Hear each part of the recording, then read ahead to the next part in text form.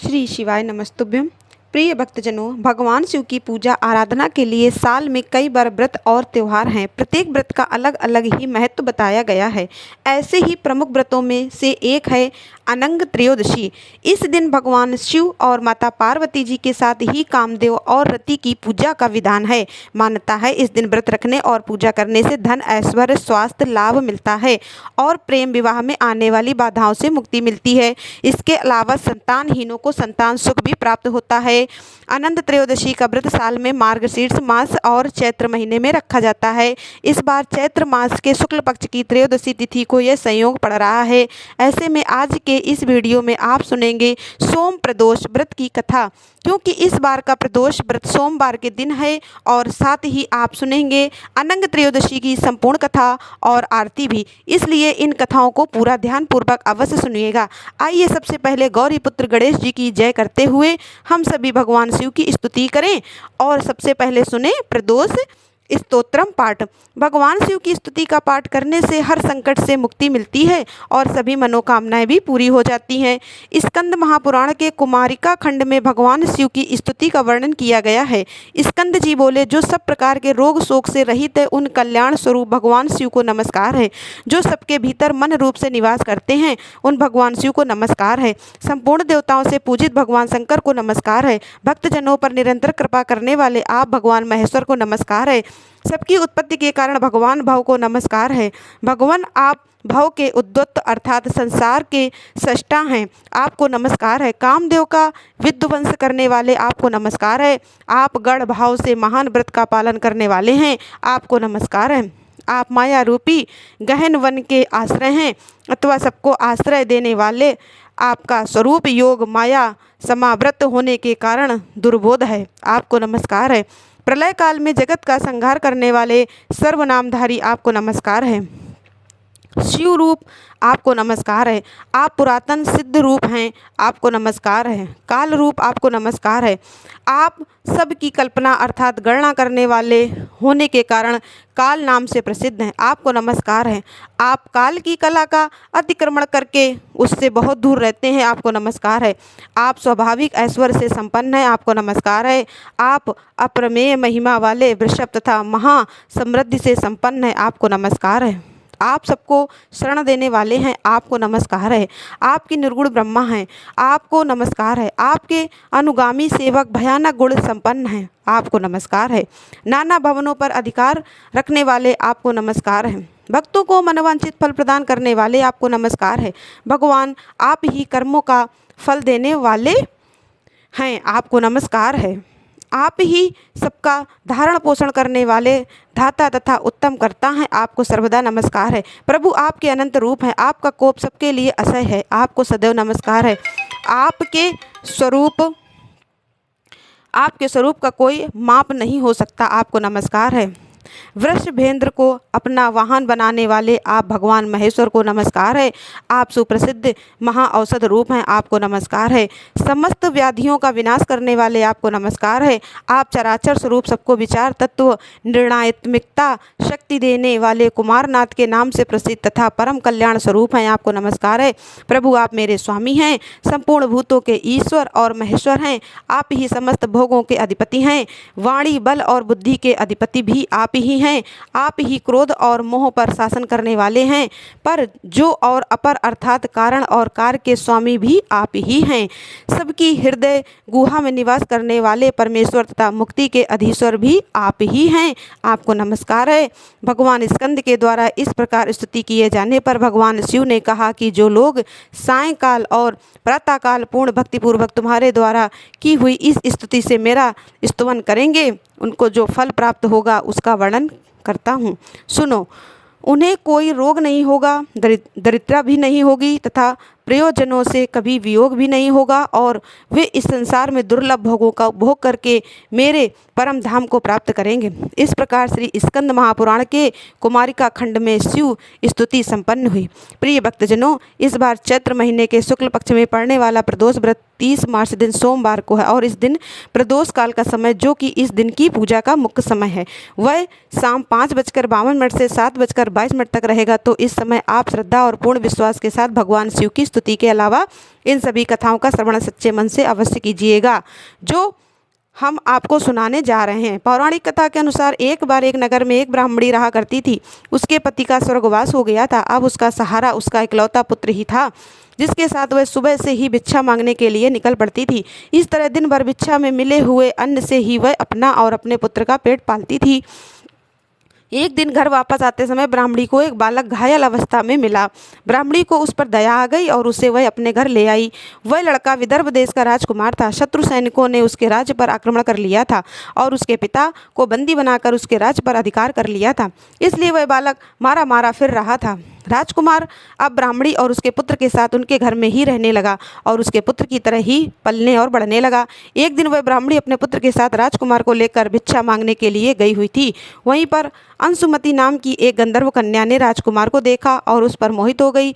अगले दिन वह अपने माता पिता को राजकुमार से मिलवाने के लिए लेकर आई और कुछ ही दिनों के बाद अंशुमति के माता पिता को भगवान शंकर ने स्वप्न में आदेश दिया कि राजकुमार और अंशुमति का विवाह कर दिया जाए। उन्होंने वैसा ही किया।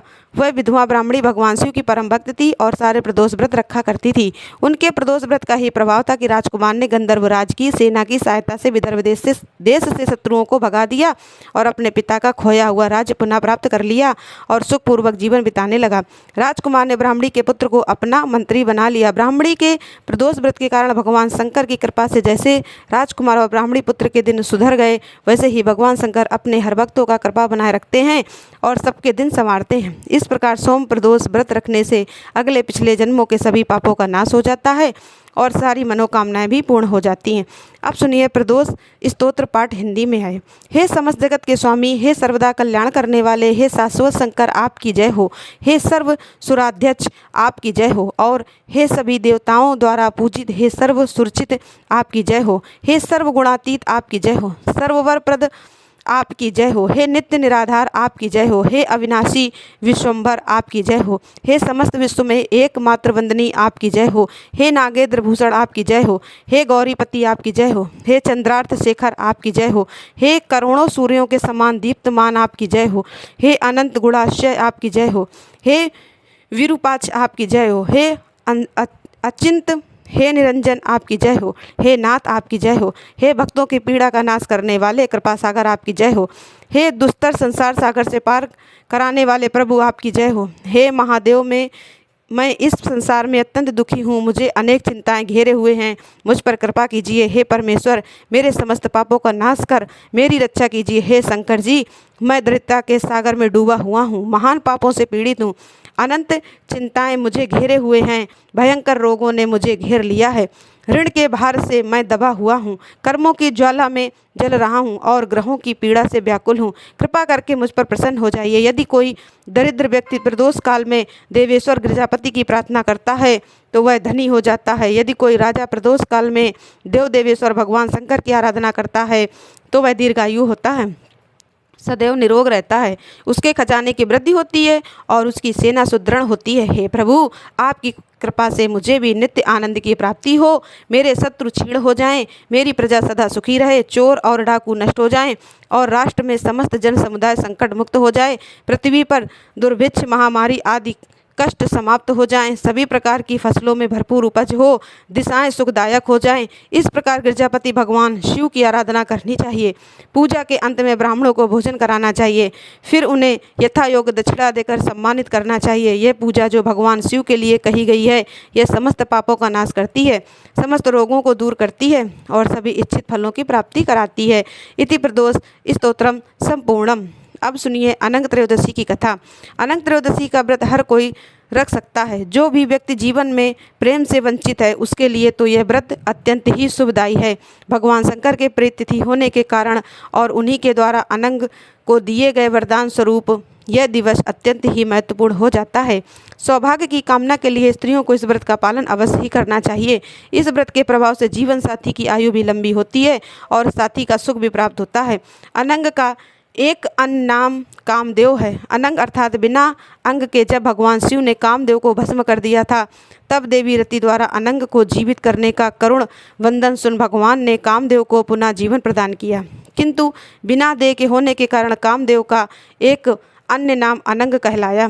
प्राचीन कथा के अनुसार तारकासुर नाम के राक्षस ने खूब आतंक फैलाया हुआ था। सभी देवी देवता उसके आतंक से त्रस्त हो गए थे और उसके आतंक से बचने के लिए सभी कामदेव के पास पहुँचे और उनसे आग्रह करके कहा कि वह तपस्या में लीन भगवान शिव की तपस्या भंग कर दें।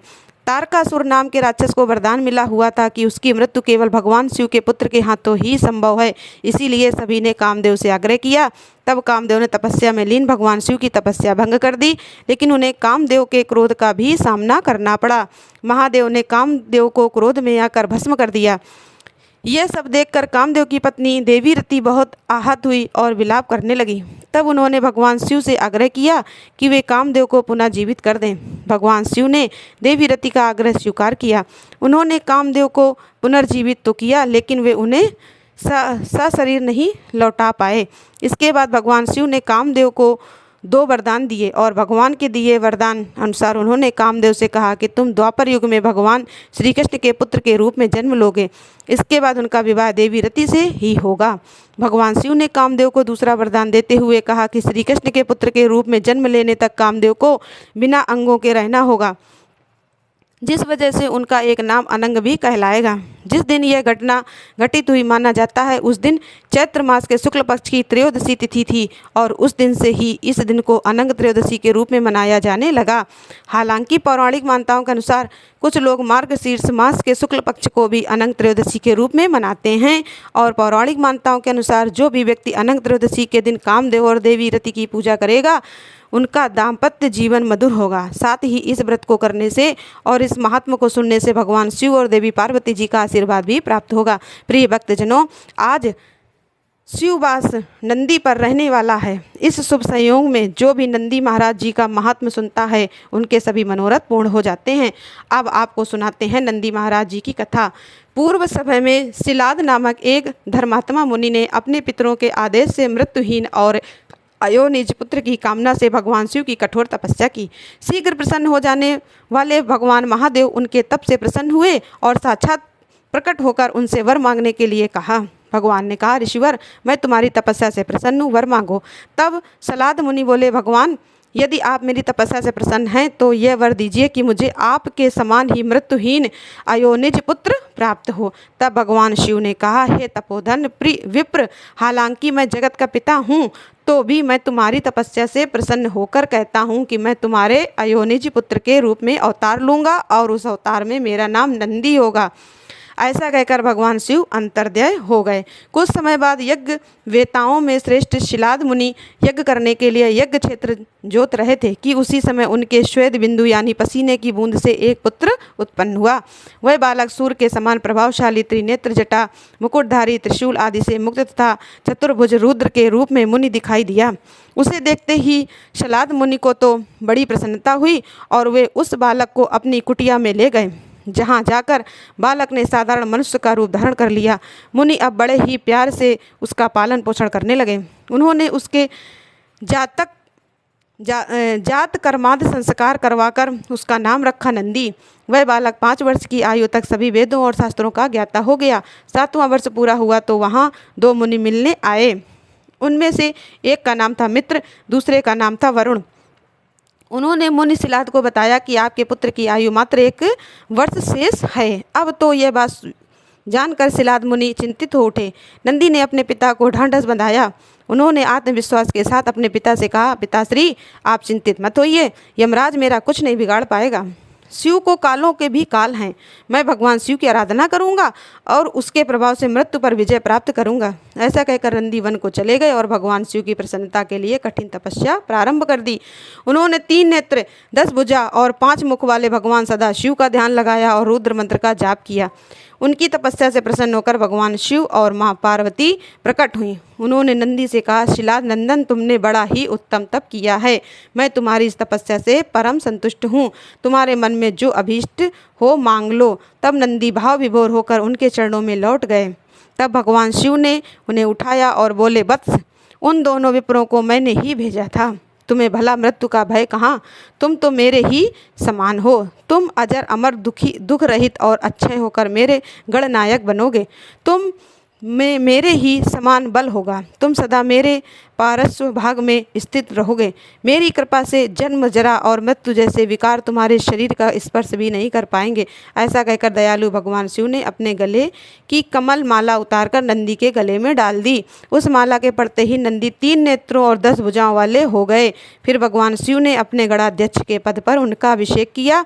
साथ ही वरदान दिया कि जब भी भगवान शंकर की कोई भी प्रतिमा स्थापित की जाएगी तो उसके सम्मुख नंदी का होना अनिवार्य होगा, वरना वह प्रतिमा अधूरी मानी जाएगी। अब ध्यान देंगे तो पाएंगे कि भगवान शंकर के मंदिर में शिव प्रतिमा के सम्मुख बैठे नंदी महाराज जी की दोनों आंखें निरंतर भगवान शिव की प्रतिमा पर ही लगी रहती हैं। कहा जाता है कि नंदी के नैनों में भगवान शिव बसते हैं। वहीं नंदी के दोनों सींगों को विवेक और बुद्धि का आधार माना गया है। इसीलिए कहा जाता है कि बुद्धि का इस्तेमाल विवेक से करना आवश्यक है। नंदी महाराज के गले में बंधी हुई घंटी यह प्रतीक है कि निरंतर मनुष्य को भगवान का ध्यान करना चाहिए। यह तो सभी जानते हैं कि नंदी महाराज के बिना भगवान शिव का मंदिर कभी नहीं बनता, लेकिन हमारे देश में एक ऐसा भी मंदिर है जहां नंदी महाराज के बगैर भगवान शिव का मंदिर बना हुआ है। भारत के नासिक में गोदावरी तट पर बना हुआ है कपालेश्वर महादेव मंदिर। इस मंदिर में भगवान शिव की प्रतिमा तो है, लेकिन नंदी यहाँ पर उपस्थित नहीं है। और इसके पीछे एक पौराणिक कथा प्रचलित है, जिसके अनुसार एक बार भगवान शिव ने ब्रह्मा जी के एक मुख को काट दिया था। क्योंकि ब्रह्मा जी के 5 मुख थे, उनमें 4 मुख तो वेदों के पाठ किया करते थे, लेकिन एक मुख हमेशा उन्हीं वेदों की बुराइयां किया करता था। यही वजह है कि भगवान शिव ने ब्रह्मा जी के उस मुख को काट दिया था। हालांकि इस कृत्य के लिए शंकर जी को ब्रह्मा हत्या का भी दोष लगा था, और इसी दोष को दूर करने के लिए भगवान शिव इधर उधर भटक रहे थे। एक बार भगवान शंकर सोमेश्वर पहुँचे, जहाँ उन्हें एक गाय के बछड़े ने बताया कि गोदावरी नदी के तट पर स्थित रामकुंड में स्नान करने से ब्रह्मा हत्या के दोष से मुक्त हुआ जा सकता है। तब भगवान शिव ने बछड़े के कहे अनुसार रामकुंड में स्नान किया, और इस प्रकार उन पर लगा ब्रह्मा हत्या का पाप दूर हो गया। भगवान शिव ने उस बछड़े को अपना गुरु मान लिया, और बछड़े के रूप में नंदी जी ही महाराज शिव जी के सामने प्रकट हुए थे। उस समय शिव जी ने उन्हें अपना गुरु मान लिया था। यही कारण है कि जब कपालेश्वर मंदिर का निर्माण हुआ तो भगवान शिव ने उस मंदिर में नंदी महाराज के सम्मुख बैठने से मना कर दिया, क्योंकि वह उनको अपना गुरु मान चुके थे। यही कारण है कि नासिक कपालेश्वर मंदिर में भगवान शिव की प्रतिमा तो है, लेकिन नंदी महाराज इसमें स्थापित नहीं है। ऐसा विश्वास है कि यदि कोई मनोकामना नंदी बैल के कानों में कह दी जाए तो वह मनोकामना बहुत शीघ्र पूर्ण हो जाती है, क्योंकि नंदी बैल को भगवान शिव का कोतवाल माना जाता है। ये थी आज की कथाएं। सभी प्रेम से बोलिए भोले शंकर भगवान की जय, नंदी महाराज की जय। अब सुनिए शिव चालीसा पाठ और आरती। जय गणेश गिरजा सुमन मंगल मूल सुजान, कहते अयोध्या दास तुम देऊ अभय वरदान। गिरजा जय गिरजापति दीन दयाला, सदा करत संतन प्रतिपाला। भाल चंद्रमा सोहत नीनी के, कानन कुंडल नाग फनी के। अंग गौर सिर गंग बहाए, मुंड माल तन छार लगाए। वस्त्र खाल बागंबर सोए, छवि को देख नाग मन मोहे। मैना मात की हवे दुलारी, वाम अंग सोवत छवि न्यारी। कर त्रिशूल सोवत छवि भारी, करत सदा शत्रुन क्षयकारी। नंदी गणेश सोहित कैसे सागर मध्य कमल है, जैसे कार्तिक श्याम और गणरायु। या छपको कह जात न काऊ, देवन जब ही जाए पुकारा तब ही दुख प्रभु आप निवारा। किया उपद्रव तारक भारी, देवन सब मिल तुम जुहारी। तुरंत सटानन आप पठाए, लौने में इसमें मार गिराए। आप जलंधर असुर संहारे, सुअस तुम्हार विधि संसारा। त्रिपुरा संसन युद्ध मचाई, सबई कृपा कर लीन बचाई। किया तब ही भागीरथ भारी, पूरा प्रतिज्ञा तास पुरारी। दानिन मैं तुम सबको उनाहे, सेवक स्तुत कर सदाए। वेद नाम महिमा तब गाय, खतनाथ भेद नहीं पाई। प्रगट तति मंथन में ज्वाला, जर सुरासुर भय बियाला। की दैतक की दया तह करी सहाय, नीलकंठ तब नाम कहाई। पूजन रामचंद्र जब कीना, जीत के लंक विभीषण दीना।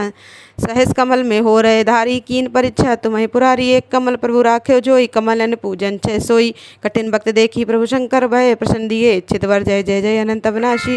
करत कृपा सबके घटवासी, दुष्ट सकल नित्य मोहि सतावे। भ्रमत रहे मोहि चैन नावे, त्राह त्राह मैं नाथ पुकारे। यो सर मोयान उबारे, ले त्रिशूल शत्रुन को मारो। संकट से मोयान उबारो, मात पिता भ्राता सब होई। संकट में पूछत नहीं कोई, स्वामी एक कयास तुम्हारी। आए हरो अब संकट बारी, धन निर्धन को दे सदा ही। जो कोई जांचे सो फल पाई, अस्तुत के विद करो तुम्हारी। क्षमो ना तब चूके हमारी, शंकर हो संकट के नासन। मंगल कारण विद्य विनाशन, योग यत मुन ध्यान लगावे। नारस शारद नारद शीस नवावे नमो नमो जय नमः शिवाय सुर ब्रह्मादिक पार न पाए जो यह पाठ करे मन लाइता पर होते शंभु साई श्रेणिया का जो हो अधिकारी पाठ करे सो पावनारी पुत्र होन कर इच्छा जो ही निश्चय शिव प्रसाद ते होई पंडित त्रयोदशी को लावे ध्यान पूर्वक होम करावे त्रयोदशी व्रत करे हमेशा ताके तन नहीं रहे कलेसा धूप दीप नैवेद्य चढ़ावे शंकर सम्मुख पाठ सुनावे जन्म जन्म के पाप नसावे अंत धाम शिवपुर में पावे कहत अयोध्या आज तुम्हारी जान सकल दुख हरो हमारी नित नेम कर प्रातः ही पाठ करो 40 तुम मेरी मनोकामना पूर्ण करो जगदीश मंग सरस्वती है मंत्रित संवद 64 जान अस्तुत 40 आसी वहीं पूर्ण कीन कल्याण पूर्ण कीन कल्याण पूर्ण कीन कल्याण ओम जय शिवे ओमकारा स्वामी हरे जय शिवे ओमकारा ब्रह्मा विष्णु सदा शिवे ब्रह्मा विष्णु सदा शिवे अर्धांगी धारा ओम जय शिवे ओमकारा स्वामी हरे जय शिवे ओमकारा एकानन चतुरानन पंचानन राजे स्वामी पंचानन राजे हंसासन गरुड़ासन वृषवाहन साजय ओम जय शिवे ओमकारा दो भुज चार चतुर्भुज 10 भुज अति सोहे स्वामी 10 भुज अति सोहे तिरगुण रूप निरखता त्रिय भुवन जन मन मोहे ओम जय शिवे ओमकारा स्वामी हरे जय शिवे ओमकारा अच्छे माला वन माला मुड माला धारी स्वामी मुड माला धारी चंदन मृग मद सोहे भाले शशधारी स्वामी भाले शशधारी ओम जय शिवे ओमकारा स्वामी हरे जय शिवे ओमकारा श्वेतांबर पीतांबर बाघांबर अंगे स्वामी बाघांबर अंगे सनकादिक गरुणादिक भूतादिक संगे ओम जय शिवे ओमकारा स्वामी हरे जय शिवे ओमकारा करके मध्य कमंडल चक्र त्रिशूलधारी स्वामी चक्र त्रिशूलधारी सुखकारी दुखहारी जग पालनकारी ओम जय शिवे ओमकारा स्वामी हरे जय शिवे ओमकार ब्रह्मा विष्णु सदा शिव जानते अविवेका स्वामी जानते अविवेका प्रणवाक्षर में शोभित ये तीनों एका ओम जय शिव ओमकारा स्वामी हरे जय शिव ओमकारा त्रिगुण स्वामी जी की आरती जो कोई नर गावे स्वामी जो कोई नर गावे कहते शिवानंद स्वामी रटत स्वानंद स्वामी संपत्ति सुख संपत्ति पावे ओम जय शिव ओमकारा स्वामी हरे जय शिव ओमकारा ब्रह्मा विष्णु सदा शिव जानते अविधार धांगी धारा स्वामी ओम जय शिव ओमकारा स्वामी हरे जय शिव ओमकारा जय बोलो शंकर भगवान की जय बोलो भोले बाबा की जय।